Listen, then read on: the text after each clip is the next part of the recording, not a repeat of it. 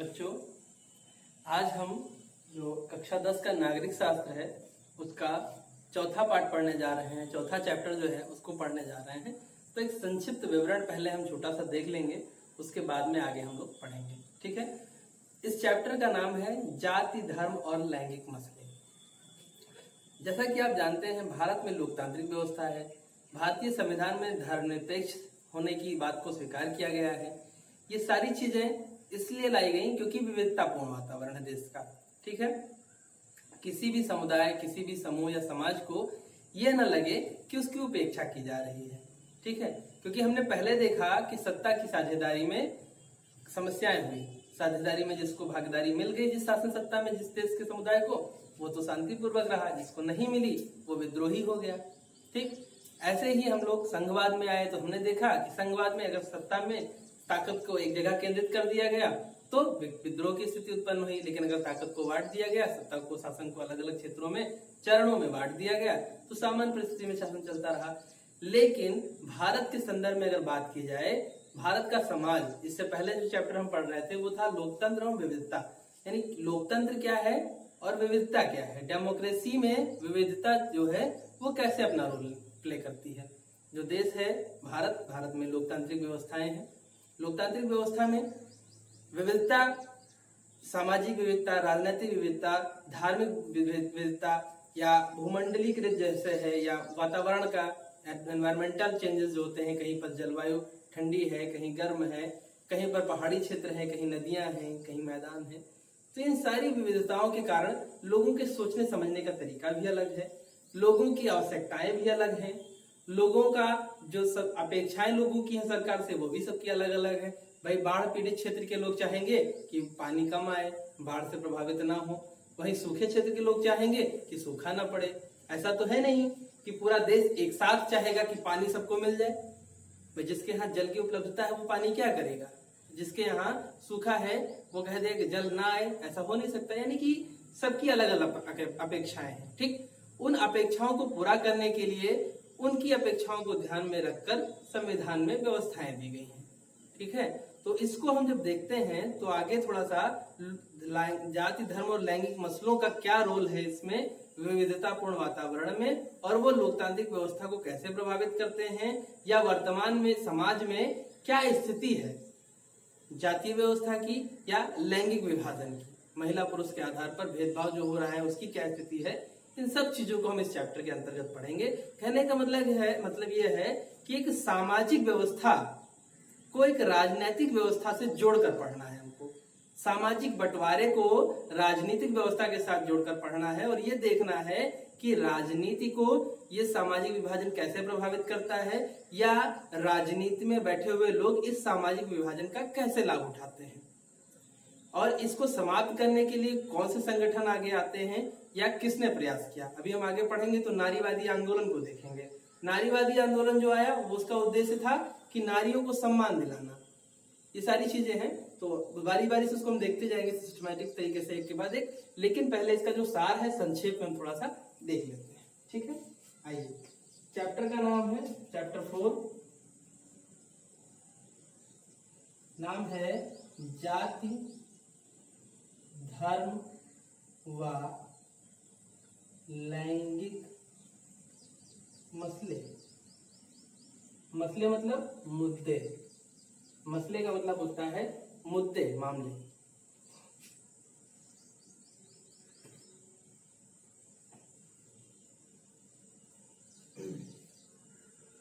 इसके अंतर्गत हमें जिन टॉपिक्स को पढ़ना है वो टॉपिक मैं बता दे रहा हूं। सबसे पहले सिस्टमैटिक, इसको हम यहाँ पर डिवाइड करते हुए चलेंगे। ऐसे एक एक टॉपिक, फिर एक टॉपिक को उठा के डिफाइन करते हुए पूरा व्याख्यात्मक रूप से पढ़ेंगे। ठीक है, ताकि समझ में आ जाए। पहला है लैंगिक मसले व राजनीति। ठीक। यानी इसमें हम ये देखेंगे कि जो लैंगिक विभाजन है महिला और पुरुष का, इनका राजनीति से क्या संबंध है। राजनीति में इनको योगदान करने का मौका मिलता है बराबर, नहीं मिलता है, किसकी कितनी भूमिका है, किसको कितने अधिकार प्राप्त हैं और किसको अधिकार के लिए संघर्ष करना पड़ रहा है। ठीक, राजनीति में ये जो लैंगिक विभाजन है, विभेद है, इसकी क्या भूमिका है, वर्तमान स्थिति क्या है। ठीक, इसके बाद हमारा आता है निजी एवं सार्वजनिक जीवन। निजी एवं सार्वजनिक जीवन, तो ये जो टॉपिक है इसी से जुड़ा हुआ है लैंगिक मसलों से।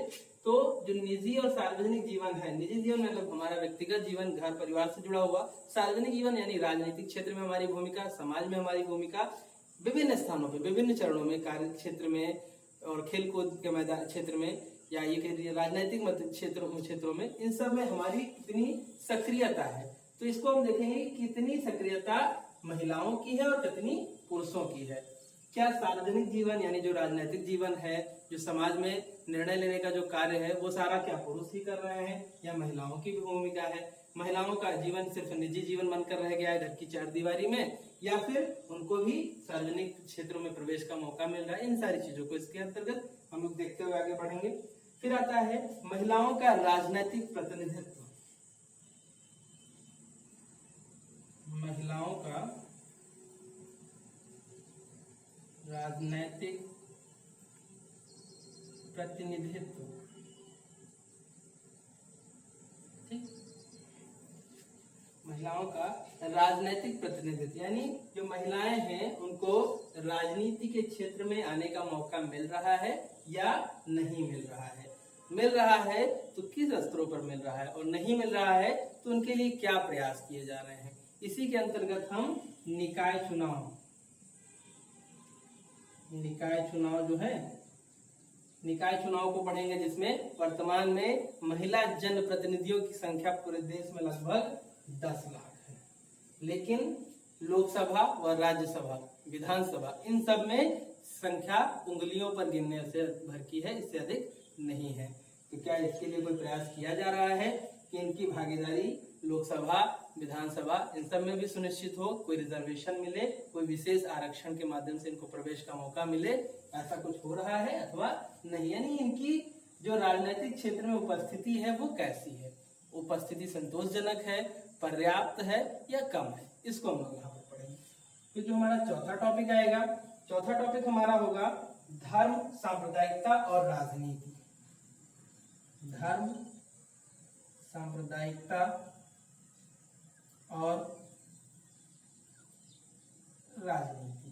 ठीक, यहाँ पर धर्म का जो अर्थ है वो दो तरह से, एक धर्म होता है पूजा पाठ करना, ठीक, और दूसरा धर्म होता है कि हमें जो करना है, जैसे हम एक अध्यापक है तो हमारा धर्म है अध्यापन, आप एक विद्यार्थी हैं तो आपका धर्म है अध्ययन करना, विद्यार्जन करना। ठीक, ऐसे ही एक कृषक का धर्म होता है अनाज का उत्पादन करना, ऐसे ही एक शासक का धर्म होता है अपनी जनता की भलाई का काम करना, जनता की सेवा करना, जनता का सहयोग करना, विभिन्न मुद्दों पर उनकी समस्याओं का निराकरण करना, ये उनका धर्म होता है।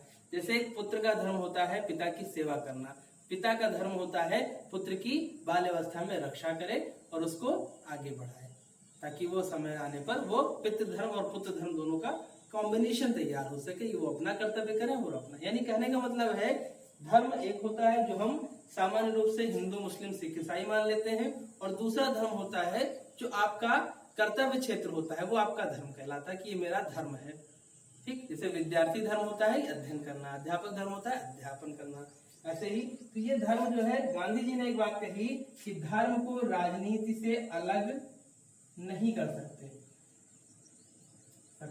ठीक, तो इसका मतलब ये था कि जो राजनीतिक क्षेत्र है इसका भी अपना धर्म होता है। धर्म ये होता है, क्या धर्म होता है कि जनता की सेवा करना, यानी राजनीतिक धर्म जो है वो ये है कि जनता की सेवा करना। इसीलिए धर्म और राजनीति दोनों को अलग नहीं कर सकते। उनके कहने का मतलब ये नहीं था कि जो हिंदू, मुस्लिम, सिख, ईसाई है उस धर्म को राजनीति से बाहर नहीं किया जाता, ऐसा नहीं था। उनका ये उद्देश्य था कि जो राजनीतिक क्षेत्र है, जो राजनीतिक राजनेता है, उनका भी अपना एक धर्म होना चाहिए। अगर उनका कोई धर्म नहीं होगा, उनकी सेवा धर्म नहीं होगा उनका, तो कार्य कैसे चलेगा, ये उनका कहना था। फिर सांप्रदायिकता, सांप्रदायिकता का मतलब क्या है, जब सरकार किसी क्षेत्र में रहने वाले दो अलग अलग समूह जो अलग अलग धर्मों को मानते हैं, उनमें से किसी एक के तुष्टीकरण की राजनीति अपना ले और दूसरा धर्म उसके खिलाफ मोर्चा खोल दे, तो तो ऐसी स्थिति को सांप्रदायिक स्थिति कहते हैं। तो इसको भी हम लोग इसके अंतर्गत पढ़ते हुए आगे बढ़ेंगे।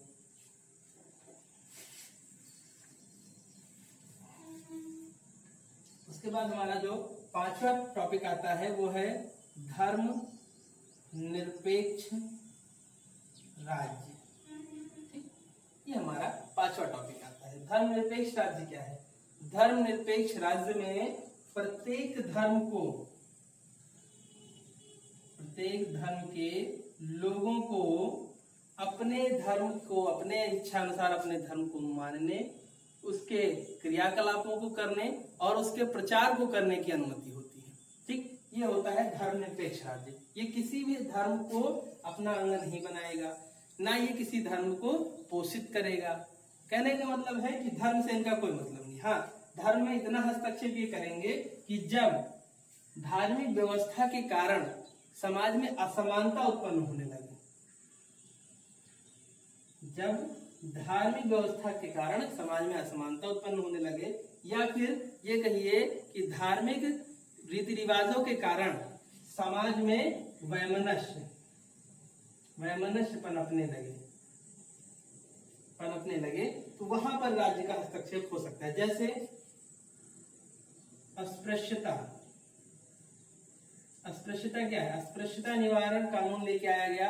अस्पृश्यता सनातन धर्म में मानी जाती है कि छुआछूत होता है, सबको एक दूसरे के संपर्क में नहीं आना चाहिए। इसके निवारण के लिए राज्य ने कानून बनाया। तो ये क्या है? ये सामाजिक विरोध उत्पन्न करता है, सामंजस्य को समाप्त करता है, वैमनस्य की स्थिति उत्पन्न करता है। इसीलिए समाज का दुश्मन है ये कार्य, और इसी व्यवस्था को के खिलाफ धर्मनिरपेक्ष शासन जो होता है वो कानून लेके आता है। हमारे देश में जो है अस्पृश्यता कानून बनाया गया। ठीक, उसके अंतर्गत किसी के साथ भेदभाव करना, अस्पृश्यता का वातावरण तैयार करना संवैधानिक अपराध की श्रेणी में आता है। तो ये क्या है? ये धर्म में का हस्तक्षेप है, लेकिन धर्म में हस्तक्षेप तब होगा जब धर्म की व्यवस्था असमानता उत्पन्न कर रही हो या समाज के सामंजस्य को समाप्त कर रही हो। ठीक, इसके बाद हमारा इसी चैप्टर में जो अगला पॉइंट आएगा वो होगा जाति और राजनीति। जाति और राजनीति। ठीक, इसके अंतर्गत हम ये पढ़ेंगे कि अगर जाति व्यवस्था है, राजनीति उसके में प्रवेश कर जाए, यानी कि एक जाति को हम संतुष्ट करते हैं, दूसरी को तुम संतुष्ट करो, तो क्या है? ये राजनीतिक प्रतिस्पर्धा जातीय संघर्ष का कारण बन जाएगी। दो जातियों के लोग आपस में संघर्ष और प्रतिस्पर्धा के रूप में देखने लगेंगे इसको। तो क्या होगा? ये जो राजनीतिक व्यवस्था है, इसके जातीय व्यवस्था में प्रवेश कर जाने से या जातीय व्यवस्था का राजनीति में प्रवेश कर जाने से जो लोकतंत्र है उसके उद्देश्यों को नहीं प्राप्त किया जा सकता। लोकतंत्र का उद्देश्य है सर्वजन हिताय सर्वजन सुखाय, यानी सभी का लाभ, सभी को सुखी रहना, सभी को आगे बढ़ाना, सबके के लिए तरक्की के, उन्नति के अवसर उपलब्ध कराना। लेकिन अगर जाति से प्रेरित हो गए लोग तो क्या करेंगे? किसी विधायक को चुनना है तो क्या अपने जाति का होगा तो उसको चुन लेंगे, वो चाहे विकास करे या ना करे। या जो लोग राजनीतिक व्यवस्था है ये क्या करेंगे? देख लेंगे किस क्षेत्र में कौन सी जाति के लोग अधिक रहते हैं, उसका उम्मीदवार को उतार देंगे। तो ये क्या है? ये सारे ड्रॉबैक हैं लोकतांत्रिक व्यवस्था के अंदर जो दीमक का काम करते हैं, वो सारे काम है जाति व्यवस्था और राजनीति में जाति का प्रवेश। ठीक, ये टॉपिक पढ़ेंगे। और इसके बाद हमारा अगला टॉपिक आता है भारत की सामाजिक और धार्मिक विविधता।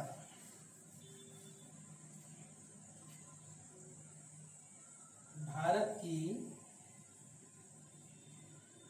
सांस्कृतिक व सामाजिक विविधता। ठीक, सबसे लास्ट में जैसे इतना सब कुछ हमने पढ़ा, सारे बवाल को देखा, और उसको देखने के बाद हम जब भारत की स्थिति पर आते हैं तो अंत में देखते हैं कि सांस्कृतिक व सामाजिक रूप से जो अलग अलग पहनावा, वेशभूषा, रहन सहन, बोलचाल, आना जाना, सबका रहने का, खाने का तरीका, ड्रेसेस अलग अलग तरीके की, ये सब क्या है? ये हमारे कल्चर का पार्ट है और इन्हीं आधार पर हम सबसे अलग हैं। किसी क्षेत्र में मीठे का प्रयोग अधिक होता है, कहीं पर तीखे का प्रयोग अधिक होता है, कहीं पर मीडियम खाना खाया जाता है, कहीं पर आपको चावल प्रयोग में अधिक मिलेगा, कहीं पर आपको रोटी अधिक प्रयोग में मिलेगी। तो ये क्या है? ये सारी चीजें जो हैं वो अलग अलग कल्चर को डिफाइन करती हैं।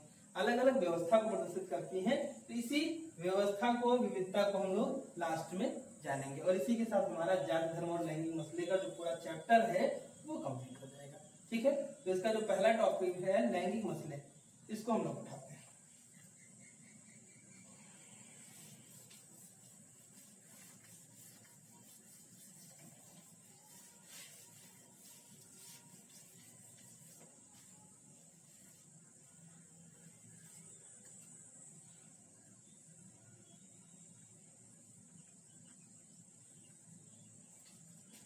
आइए, हमारा पहला टॉपिक है लैंगिक मसले और राजनीति।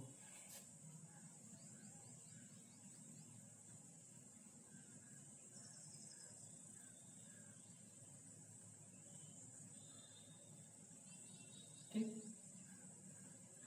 इसको देख रहे हैं। तो इसके अंतर्गत हम देखते हैं कि जो सामाजिक असमानता है,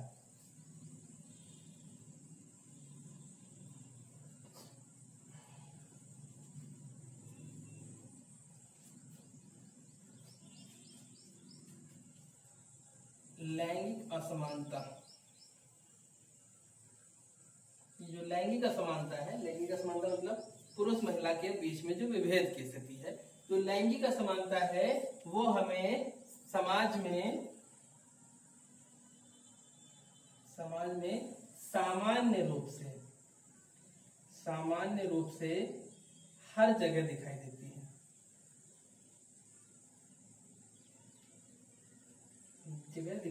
जैसे आप लड़की हो, वहां नहीं जा सकते, ये नहीं कर सकते, ऐसे नहीं कर सकते, वो सारी चीजें महिला होने के नाते बहुत सारे बाउंडेशन लगा दिए जाते हैं।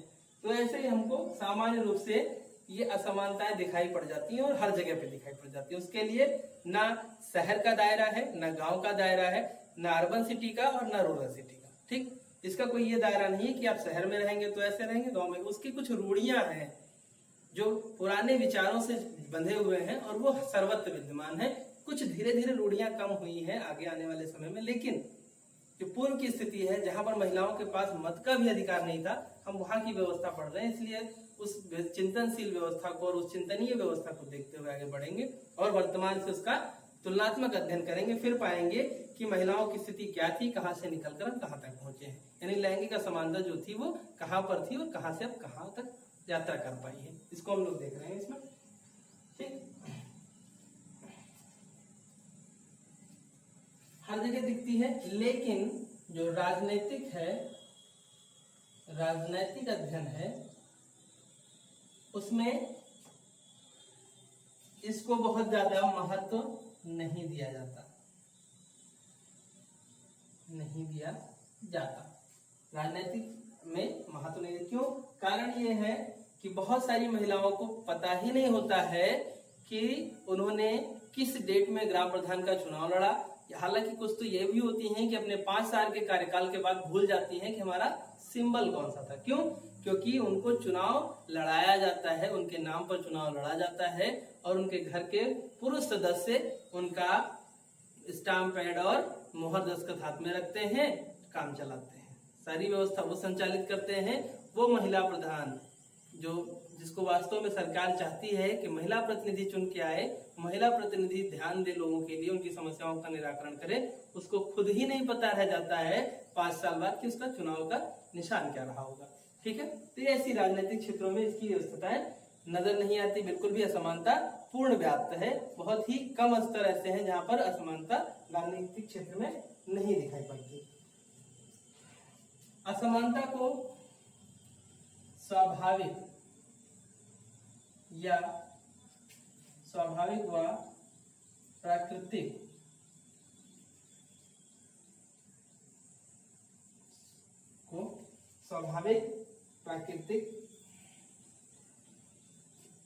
और अपरिवर्तनीय माना गया है। ये जो लैंगिक असमानता है पुरुष महिला के बीच में, इसको स्वाभाविक माना गया, यानी ईश्वर प्रदत्त है, प्रकृति के द्वारा निर्धारित है और ये अपरिवर्तनीय है, इसको समाप्त आप नहीं कर सकते। ऐसी विचारधारा है, ऐसी मानसिकता है, लोगों का ऐसा मानना है। ठीक है,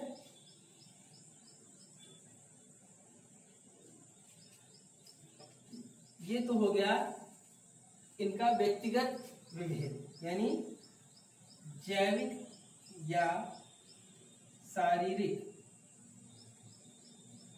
बनावट के आधार पर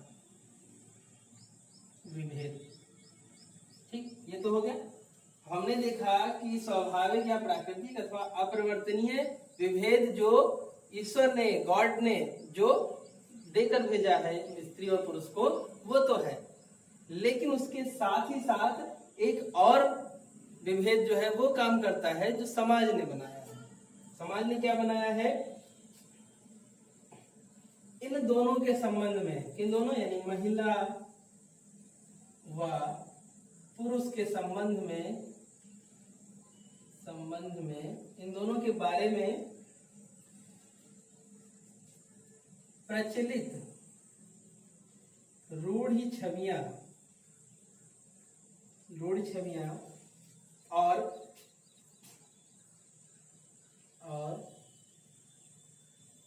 तयशुदा सामाजिक भूमिका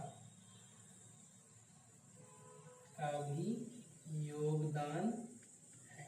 ठीक, देखिए इसको हम कैसे समझेंगे? महिला व पुरुषों के संबंध में प्रचलित रूढ़ छवियां और तयशुदा सामाजिक भूमिका का भी योगदान है। किस चीज में योगदान है? लैंगिक असमानता में योगदान है। जैसे एक बचपन से ही मानसिकता बन जाती है कि ये लड़की है, इसको घर पे रहना है, घर के काम भी सीखने चाहिए। ठीक, ये लड़का है, इसको बाहर जाना है, चार लोगों के बीच में बैठना है, इसको उस तरह का बर्ताव चाहिए। ठीक, ये सारी मानसिकता एक बचपन से ही बनाई जाती है।